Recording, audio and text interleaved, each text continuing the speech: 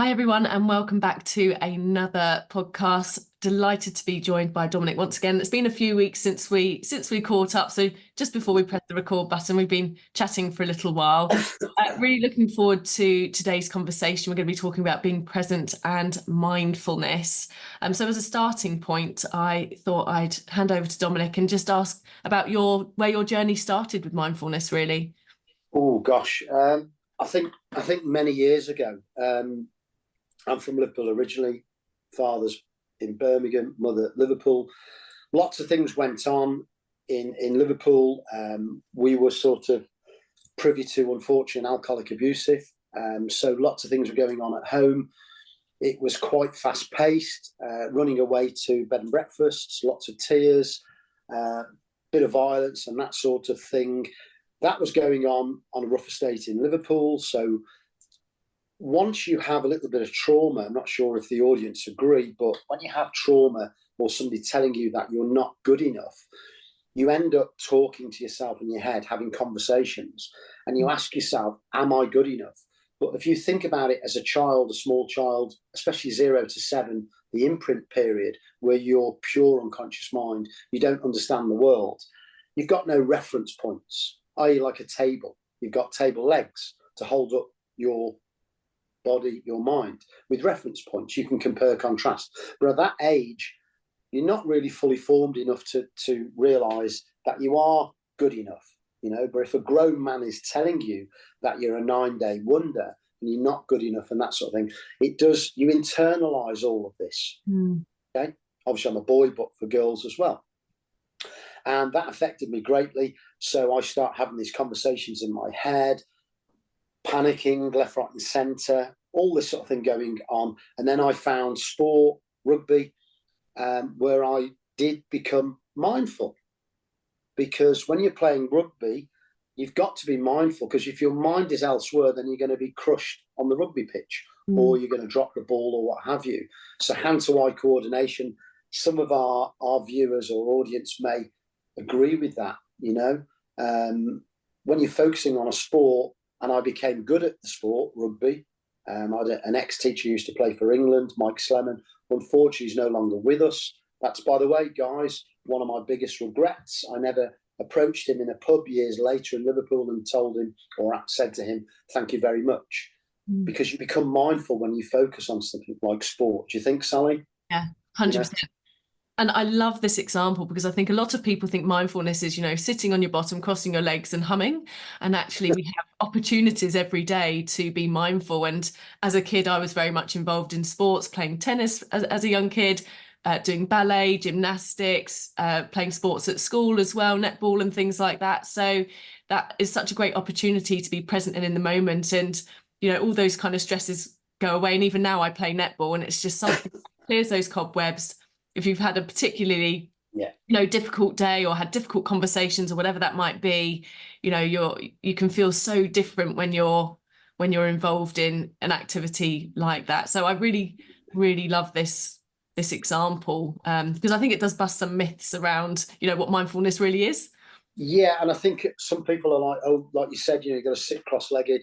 But going back to netball, I used to coach that. It's a great sport, because I'd say it's almost thinking man's rugby, thinking woman's rugby, because you can only take 2 steps forward, can't you? And pass the ball. And is it only the centre that can travel everywhere? Yeah. So you've got to really focus. And if you're competitive like me, and we were speaking about being competitive earlier, you're definitely competitive, Sally, as you said, or you used to be, then you've got to focus, on the ball, hand-to-eye coordination. You've got to be in the moment. Yeah. Listen to all of the great athletes. Federer said it, Djokovic said it, that once you foul that point on the tennis court, you've got to erase it. You can't dwell on it. But the problem with children, we've got no reference points. If you've got nobody to help you, okay, I had my rugby master helping me with that.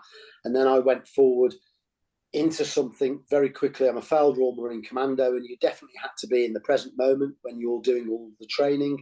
No excuses for Dominic, but sometimes your biggest failures move you further forward. So that got me interested in even more in fitness, and where you've got to be in fitness. If you're pushing the levels of your heart and your lungs coming through your mouth you definitely have to be in the present.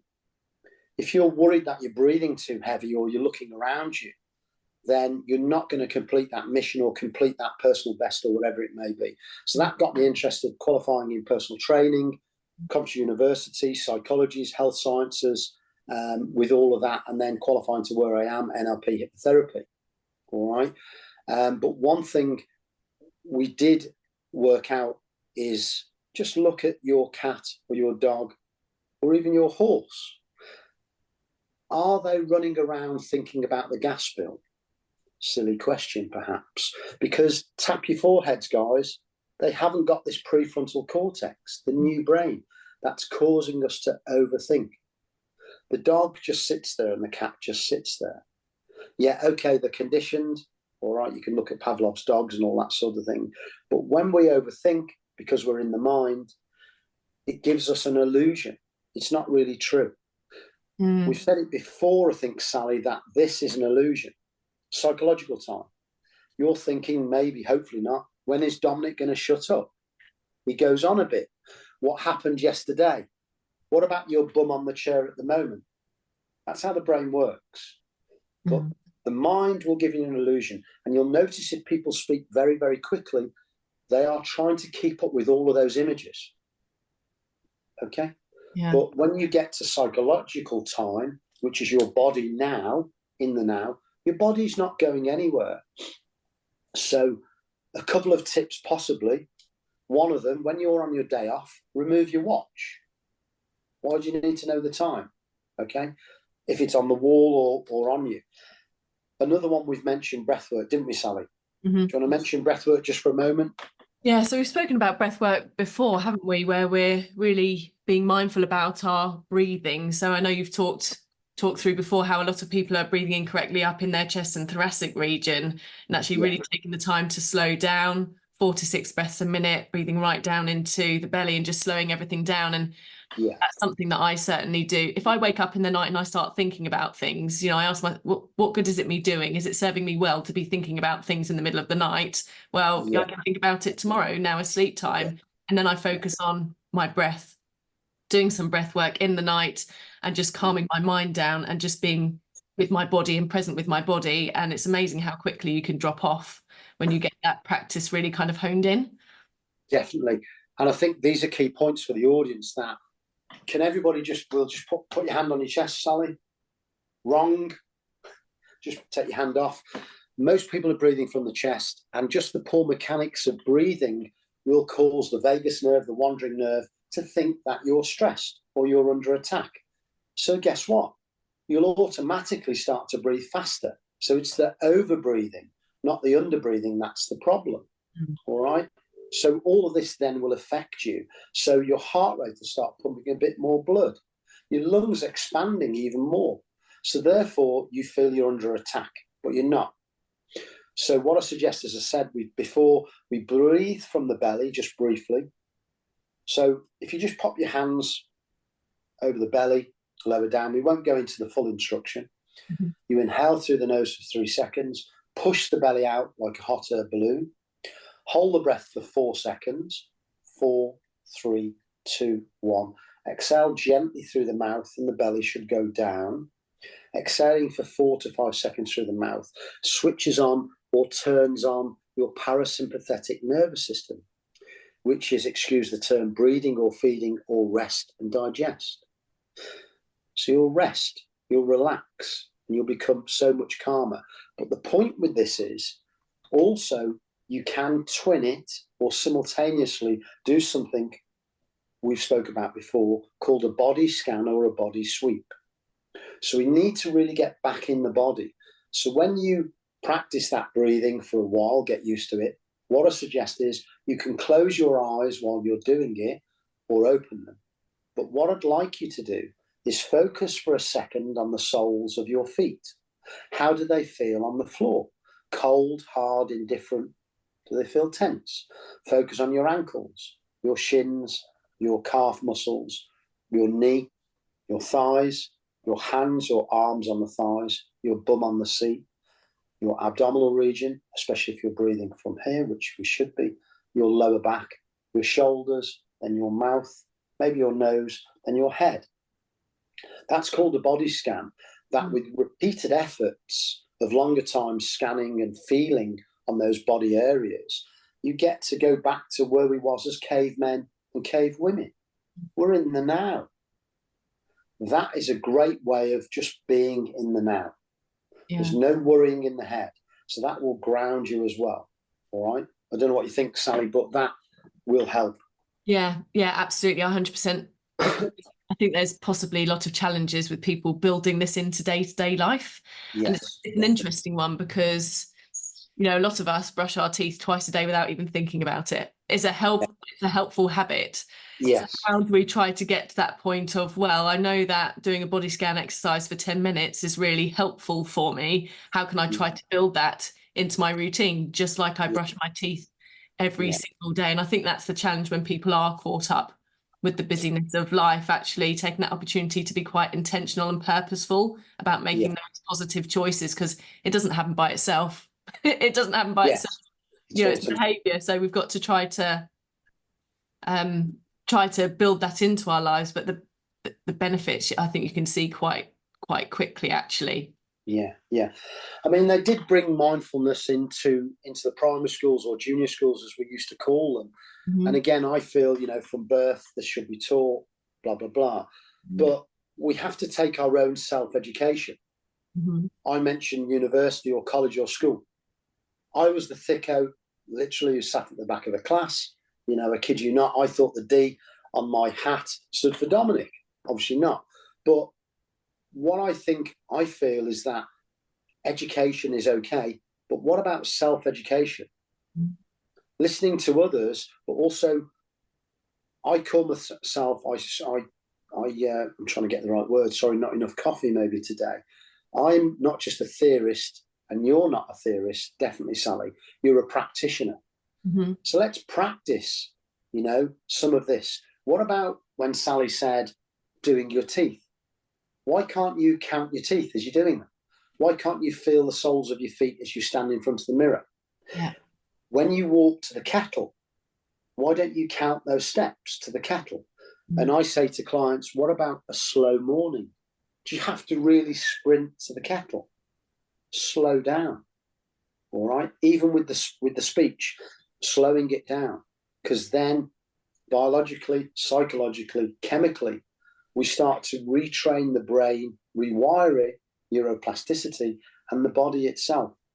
Because the law of learning, I say this time and time again, some people get it, some people don't. The law of learning is repetition. Practice makes what? Permanent. So we've got to get perfect practice. Seek out those people that it's not, here's my point, which frustrates me. I go on Instagram quite a lot with research. And what makes me smile is ego-driven people. We're all ego. It's called cognitive dissonance, guys or girls, pardon the generic term. Because you don't like the person, you don't take on his or hers information. Now, yesterday I follow somebody who does Qigong. It's all energy work. Believe me, that stuff is very powerful, where they can shift a much bigger man or bigger woman with hardly any force. But some people in the comments were saying it was a joke. They were saying there's no such thing. But I don't know how much research you do in energy, you know? Mm. So that's another one. You know, we've got to scrub this whether we like them or not. Yeah. I want the information. Curiosity is a good thing, that's for sure. Yeah, definitely. And you were saying that with the classes and the students that you take, you know, because you have feedback. Do you have a question and answer session, Sally? Always. I mean, when I run programs, they're very much about Q&A. It's all about facilitation. It's not me just talking at people. And the great thing about learning sessions is I get to learn as well when people share their lived experience, their stories, their insights, their knowledge. I get to learn as well. And that's what's so fantastic when you kind of have that two-way communication and understanding somebody's frame of reference or their point of view. They're coming from a different direction. Tell me more about that. I want to understand more. And I think that's just such a good place to be, is, you know, non-judgmental, curious, okay, I don't necessarily agree with them on the face of it, but let me just try to understand where they're coming from a little bit more. I think, you know, we could benefit so much more as a society if we kind of had that mindset rather than, oh, we Yeah. can't have a healthy conversation because we're at polar opposites in terms of our beliefs. Well, let's just try to understand one another a little bit more. I think that's, you know, going to be. And sorry, I chipped in there, Sally, but Sally's, you know, producing great training for people, but not just as a theory. I know for a fact that her students, the people she's working with, are regularly practicing it and benefiting from it. So their mental health becomes stronger. One thing I just thought, as Sally was talking then, we mentioned coffee and bad practice before this conversation started, before we recorded. Coffee, if you're having coffee after midday, then that will get the adrenaline going. You're going to be anxious. Yeah. So we need to be mindful what we're drinking, what we're eating, you know, for this program. You know, you can have the best computer in the world, like a Macintosh. But if you're smashing it about, you're not looking after it, you know, that's not going to be good for you at all. Yeah. And I think people need to understand that this technology, the human body, the human brain, it's been around for a long time. You know, if we treat it accordingly with ingesting good foods, good drink, lots of water, filtered, not tap, maybe bottled, then that helps the whole system itself. You know, we speak a lot, me and Sally, privately about holistic health. It's treating the whole person. Yeah. You know, not just part of us. It's not just the mind. Where is the mind located anyway? You know? Yeah. You know, so say again, Sally. We're a whole system, ultimately. Again, it's like a computer. You've got the hard drive, you've got the screen. Well, if the hard drive's not working, but the screen is, well, what good is that to you? It's like, it's that holistic approach, isn't it? Yeah. And I think we've got to be careful what we're thinking. We could call, when you type into the internet cat, you're going to get a cat, aren't you? A furry cat, I'm sure. So what happens when you think of cat here? You think of a cat. The viewers now, just, you know, either close your eyes, take a nice deep breath and think of a cat. You will come up with your own cat, a black cat, a white cat, a tabby cat, whatever it may be, what it means for you. But here's my point. You've got to be careful what you think of on a regular basis, because that's what you tend to believe. You know, don't we need things that challenge our beliefs? We all want peace in the UK at the moment, you know? So it would be good to talk to somebody that we don't normally talk to. You know, maybe gel the communities together, because me and Sally definitely, and the audience members that have got in touch with us privately, definitely want peace. You know, so it's good to communicate, you know, peaceful intentions, not just to yourself, but outwardly to others, you know? Yeah. Anyway. Love it. Love it. Thank you so much, Dominic, for sharing all of your insights today. I'm sure, you know, we could speak for another half an hour, but let's close it there. And I look forward to our next conversation. Take care, Sally. Cheers. Bye all. Thanks a lot. Bye.